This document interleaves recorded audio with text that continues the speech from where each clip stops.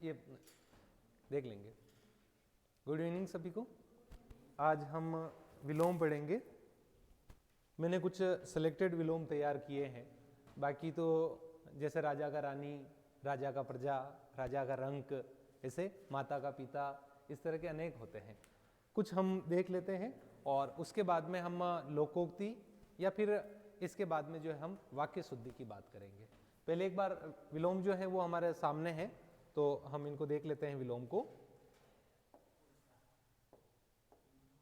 देखिए, अतल, इनका यही है, इनको याद रखना है विलोम का। यानी कि जैसे हमारा प्रत्यय समाप्त हुआ और प्रत्यय समाप्त होने के बाद में चाहे वो शब्द शुद्धि हो, चाहे वो वाक्य शुद्धि हो, पर्यायवाची हो, विलोम हो, लोकोक्तियां, मुहावरे, ये सारे आपने को याद।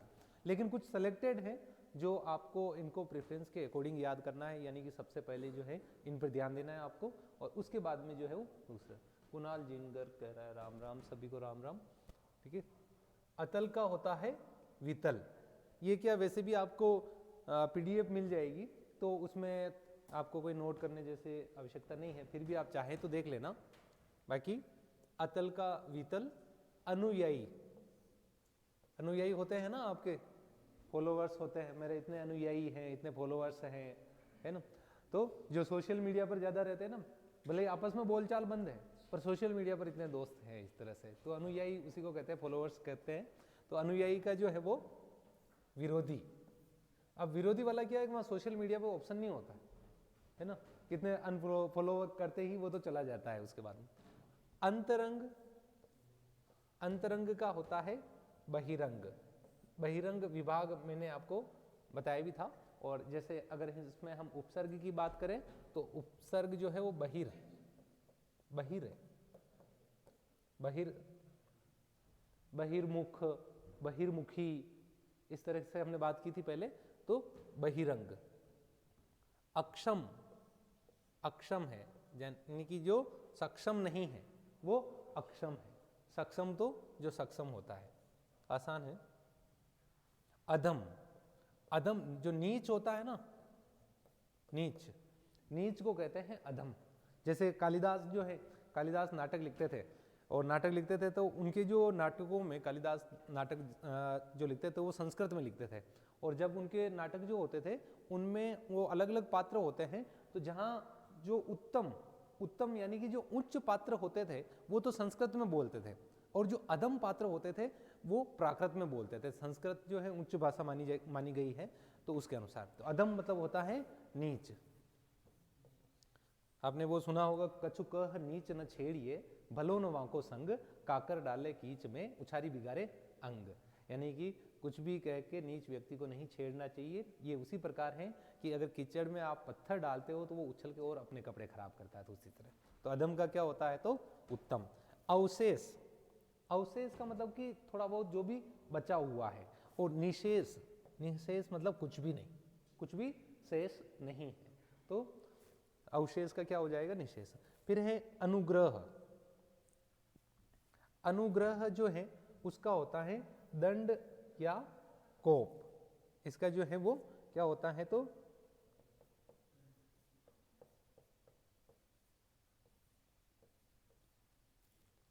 ये जो अनुग्रह है ये गलत है ना, ये अनुग्रह कर दिया इन्होंने।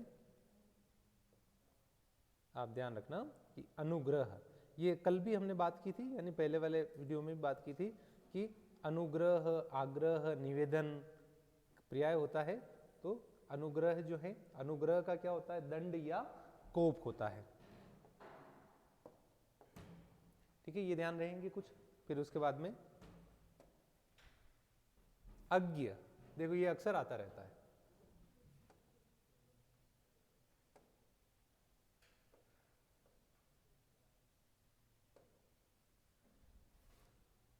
अज्ञ, ज्ञ मतलब ज्ञान, जानना।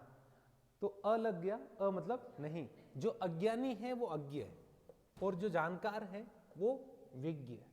जो जानकार होता है वो विज्ञ होता है, और जो अज्ञानी है वो, जैसे एक बात करूं मैं कि एक शब्द लिखता हूं अभिज्ञ, अभिज्ञ, इसमें उपसर्ग कौन सा लगा हुआ है पता चल जाएगा। आप तो पूरा रटा मार के आए अभी है ना। तो कई बार क्या होता है कि कोई विद्यार्थी जो होता है वो अ उपसर्ग बता देता है कि विज्ञ होता है, विज्ञ तो होता ही नहीं है, होता है तो विज्ञ होता है, और इसमें अभी उपसर्ग है, इसमें कौन सा है तो अभी। उसी तरह अनुराग, अनुराग किसी के प्रति आसक्ति हो जाना अनुराग है, और उसका जो है विराग, विराग यानी कि वैराग्य उत्पन्न हो जाना, है ना, वैराग्य उत्पन्न हो जाता है, फिर साधु सन्यासी बन जाते हैं ना, ठीक है, ये उसी तरह है। फिर हम बात करते हैं अनुरक्त, अनुरक्त है, और अनुरक्त का भी उसी तरह है, अनुरक्त का हो जाएगा विरक्त, अनुरक्त का क्या हो जाएगा तो विरक्त हो जाएगा। अनुनासिक, अनुनासिक का हो जाएगा निर्नुनासिक, यानी कि इसमें जो है वो निर उपसर्ग लग जाएगा। कौन सा उपसर्ग लगेगा तो निर, निर उपसर्ग लगते ही निर्नुनासिक, यानी इसी में निर लगा, र पे हलंत है तो अ जो है यानी कि र जो है वो पूरा हो गया, अ का स्वर लगा तो इसलिए ये निर्नुनासिक हुआ। फिर है असीम, असीम का होता है ससीम, ये समीम लिख दिया इन्होंने, ठीक है, ससीम होता है। असीम का क्या होता है तो ससीम होता है। ये क्या मिस प्रिंट हो गया,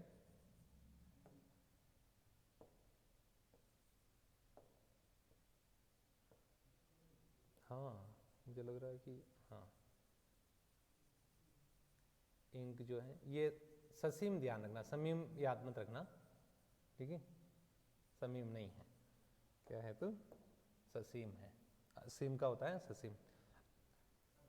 अर्पण, अर्पण का होता है ग्रहण, ग्रहण करना, वो भी ग्रहण कर दिया इन्होंने, क्यों किया पता नहीं।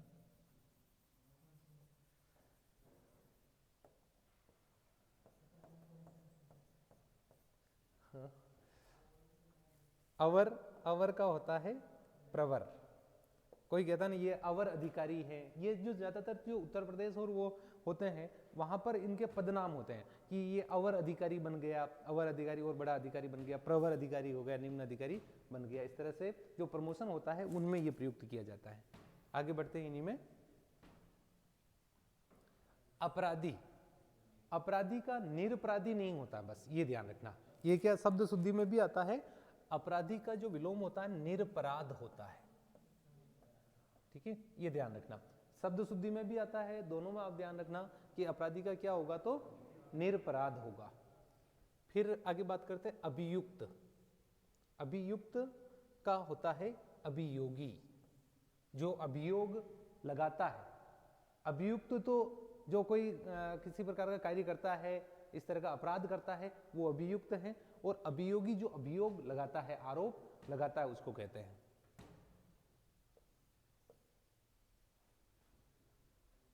ये असूया है, ये जो है क्या है तो असूया, तो उसका होगा अनुसूया,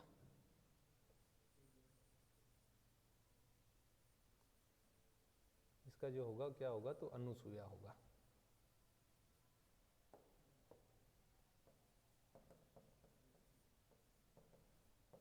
अनुसूया, ठीक है। फिर है आकीर्ण का है विकीर्ण, आकीर्ण का क्या हो जाएगा तो विकीर्ण हो जाएगा। आक्रमण, कोई भी आक्रमण करता है तो आक्रमण का होगा प्रतिरक्षा, अनाक्रमण नहीं, प्रतिरक्षा का ध्यान रखना। फिर आर्स का होता है अनार्स, अन उपसर्ग लग गया आगे। आडंबर का होता है सादगी, कोई लोग जो है आराम से सिंपल सोबर रहना पसंद करते हैं, और कोई जो है वो आडंबर बताते हैं, तरह तरह का ढोंग करते हैं, उसी प्रकार। फिर आगे देखते हैं आवृत का अनावृत है, आवृत का अनावृत, इसमें क्या है कि अगर हम उपसर्ग की बात करेंगे तो अन उपसर्ग लगा हुआ है, अन उपसर्ग लगा हुआ है यानी कि अन का मतलब होता है नहीं। फिर आविर्भाव यानी उद्भव, आविर्भाव का मतलब होता है उद्भव हुआ, और तिरोभाव मतलब डूब जाना, तिरोभाव का मतलब होता है डूब जाना, तो ये उसी तरह है जैसे हम कई बार कहते हैं ना तिरोहित हो गया, यानी डूब गया, नष्ट हो गया, वही। तो आविर्भाव का होगा तिरोभाव। इति, इति का होता है अथ। ये बिल्कुल नए हैं जो आपने कम सुने, ये ऐसे विलोम हैं जो आपने कम सुने। नहीं तो आप तो ऐसी आशा कर रहे थे कि पति का विलोम क्या होता है, क्या होता है, पत्नी। तो इस तरह का परीक्षा में आता नहीं है, ठीक है। तो इस परीक्षा में आएगा इति का क्या है, इष्ट का क्या है, अनिष्ट है। और इसमें भी हम बात करें तो उपसर्ग जो है वो कौन सा लगा हुआ है, तो अन उपसर्ग लगा हुआ है। उपचार का क्या होगा, अपचार। उपचार है और उपचार का क्या होगा, तो अपचार हो जाएगा, उपचार का अपचार। फिर है उपचय, उपचय का क्या है, तो अपचय, उपचय का अपचय। और कोई जो है वो बात बात पर उग्र हो जाता है ना, बात बात पर उग्र हो जाता है, तो हम कहते हैं ना ये तो उग्र व्यवहार वाला है, ये सौम्य व्यवहार वाला है। सौम्य मतलब सरल व्यवहार वाला है। तो उग्र का जो विलोम होता है सौम्य, सौम्य को हम सरल भी कहते हैं, सौम्य यानी सरल। फिर उद्दत, उद्दत मतलब उदंड, उद्दत का मतलब होता है उदंड।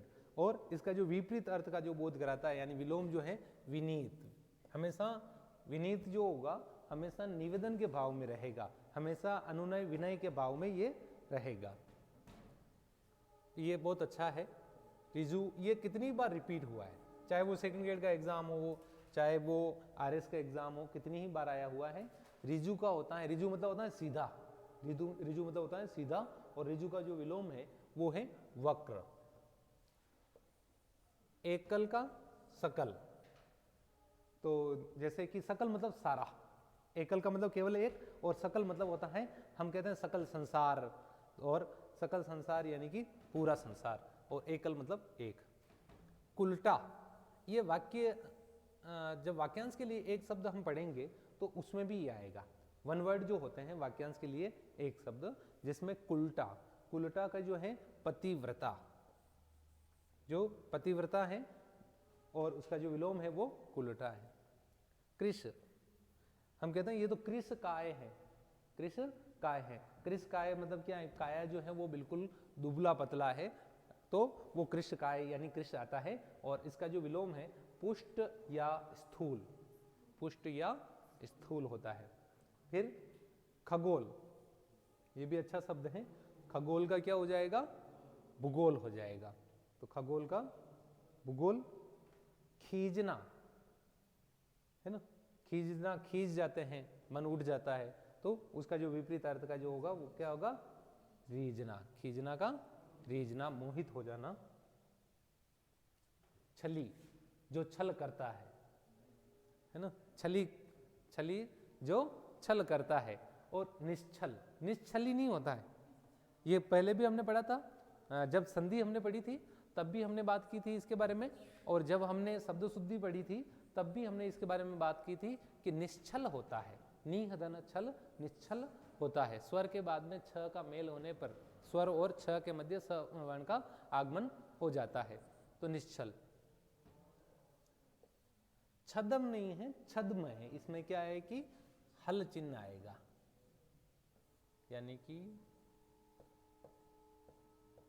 छद्म, छद्म है। और छद्म का क्या होगा, व्यक्त। जीना, जीना मतलब बिल्कुल पतला, ठीक। हम जैसे कि जीने पट में दुलुमली, इस तरह का एक सेंटेंस भी है। तो जीना मतलब बिल्कुल महीन, बिल्कुल बारीक, बिल्कुल पतला। और उसका जो विपरीत अर्थ होता है गाढ़ा। तृष्णा, तृष्णा तो जानते हो, ये चाहिए वो चाहिए, नौकरी चाहिए, एग्रीकल्चर सुपरवाइजर की नौकरी चाहिए, वो चाहिए। और वितृष्णा, मुझे कुछ नहीं चाहिए, है ना। वितृष्णा ही वैराग्य की ओर ले जाती है ना। जो भी जितने भी साधु सन्यासी हैं वो सोचते हैं कि मुझे कुछ नहीं चाहिए, तो फिर वो क्या वैराग्य की ओर बढ़ते हैं। होता है ना, बहुत सारे साधु संत हैं। मैं तो कहता हूँ भारत जो है ऐसा देश है, भारत पहले से विश्व गुरु है। और विश्व गुरु क्यों है भारत, कि भारत, ऐसा कोई देश नहीं होगा जहाँ भारतीय नहीं है, सभी जगह है। और भारत इसलिए विश्व गुरु है कि यहाँ सब कुछ पवित्र है। मतलब जेलें भी इतनी पवित्र हैं कि जेलों में भी साधु सन्यासी रहते हैं। जितनी भी जेलें देखो, उन जेलों में भी साधु सन्यासी, इतना पवित्र है भारत। तो विश्व गुरु तो है ही। तो दाता, दाता मतलब जो देता है ना, और सोम जो नहीं देता है, तो दाता का क्या हो जाएगा, तो सोम हो जाएगा। दुष्कर, ये बड़ा कठिन कार्य है। दुष्कर, दुष्कर मतलब कि कठिन, दुष् मतलब होता है बुरा, कठिन या विपरीत। जब उपसर्ग पढ़े थे हमने तब मैंने बताया था। और सुकर मतलब आसान, निष्काम बिना किसी काम के, और सकाम काम सहित। नेकी, नेकी और बदी, नेकी और बदी। आप कहते हो नेकी कर, एक जैसे कि लोकोक्ति बता रहा हूं मैं आपको, नेकी कर कुएं में डाल, ऐसे होता है, दरिया में डाल, अच्छा ठीक है, वाल थोड़ा लंबा डाल देते हैं। तो नेकी कर दरिया में डाल, तो मतलब भला करके भूल जाना, ठीक है। तो नेकी का बदी है। पालक, ये पालक पनीर नहीं है ना, पालक मतलब पालन पोषण करने वाला, गालक मतलब जो नष्ट करने वाला, तो पालक का क्या हो जाएगा, हाँ। प्रतीचि, दिशा से संबंधित है प्रतीचि, और इसका जो होगा प्राची, प्राची का विलोम जो है वो क्या होगा, तो प्रतीचि हो जाएगा। भूषण का ईषण, मुसीबत का आराम है, आराग लिखा हुआ है। विसर्जन का, ये मुझे लग रहा है इन्होंने थोड़ा सा ज्यादा गलत कर दिया है, ठीक है। सर्जन का विसर्जन होता है ना, सर्जन जो है उसी का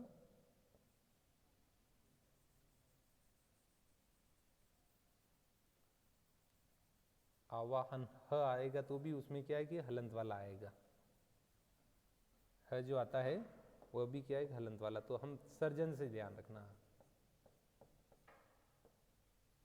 सर्जन, मैं इधर लिख रहा हूं।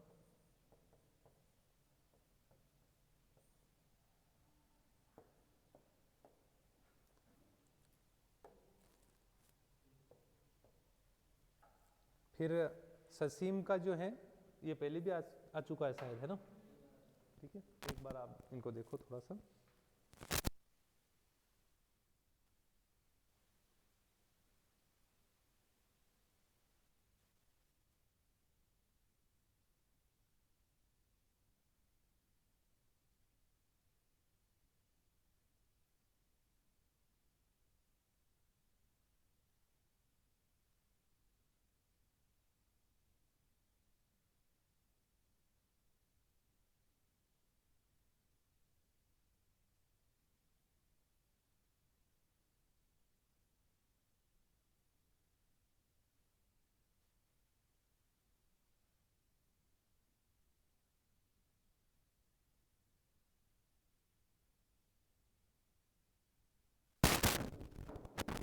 असीम का देखो, पहले क्या असीम का ससीम लिखा हुआ था, अब ससीम का असीम लिख दिया है ना, आगे पीछे ही हुआ है दोनों जो है वो।